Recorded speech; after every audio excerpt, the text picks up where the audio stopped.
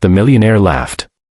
It wasn't cruel laughter, just confident, dismissive, the kind that comes from a man who believes he has already heard every lie life can offer. "She's dead," he said calmly, adjusting his cufflinks. "My wife died 3 years ago." The small boy standing in front of him didn't flinch. He didn't cry. He didn't argue. He simply whispered, "Then why did she tuck me in last night and tell me to be brave today?" The room fell silent. And for the first time in years, the billionaire felt something crack inside his chest. Nathaniel Cross had built an empire from nothing. At 42, he was one of the wealthiest men in the city, steel-eyed, impeccably dressed, and emotionally unreachable. After the tragic death of his wife, Eleanor, in a car accident, Nathaniel had sealed off his heart and buried himself in business. He didn't believe in miracles anymore. He believed in facts, contracts, and control. That morning, Nathaniel was visiting one of his old properties. A decaying hospital wing he planned to demolish and rebuild into luxury apartments. It was supposed to be a quick inspection. Instead, he noticed a boy sitting alone on the steps. The child looked no older than 8. Thin jacket. Scuffed shoes. But his eyes, those eyes were sharp, observant, painfully familiar. Nathaniel almost walked past him. Almost. "Sir," the boy said softly. Nathaniel stopped, irritated more by the tone than the interruption. "Where are your parents?" The boy looked down. "My mother told me to wait here." Nathaniel frowned. "Your mother works here?" The boy shook his head. "No. She used to live with you." Nathaniel stiffened. "That's impossible." The boy finally looked up. "You say she's dead, right?" Nathaniel exhaled sharply. "Who told you that?"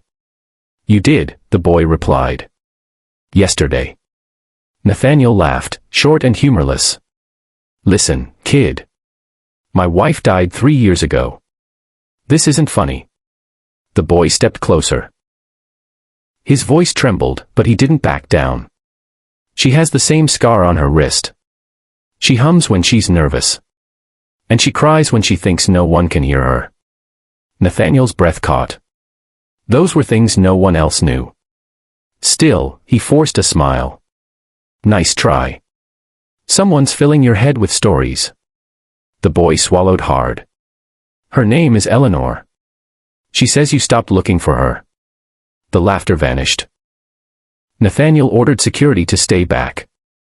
Something about the boy, his calm certainty, his fear mixed with hope, made walking away impossible. "What's your name?" Nathaniel asked. "Lucas." "And where is your mother now?" Lucas hesitated.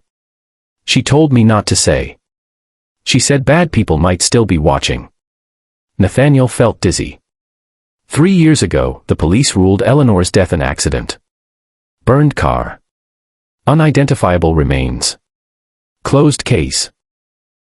He had mourned, blamed himself, and learned to live without her. Or so he thought. Nathaniel took Lucas to his car. That was the moment everything unraveled. As they drove through the city, Lucas quietly pointed out places Eleanor loved. A bookstore she visited on Tuesdays.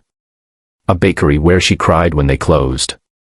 A park bench where she once told Lucas stories before he was born.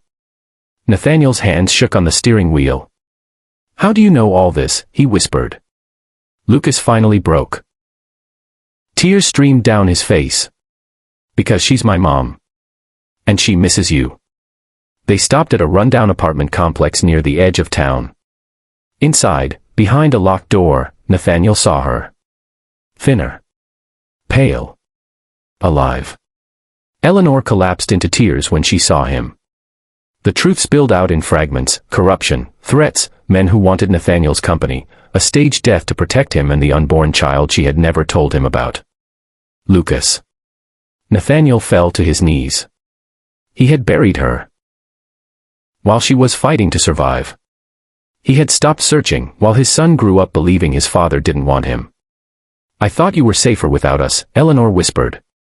Nathaniel took her hands, sobbing openly. "I was empty without you."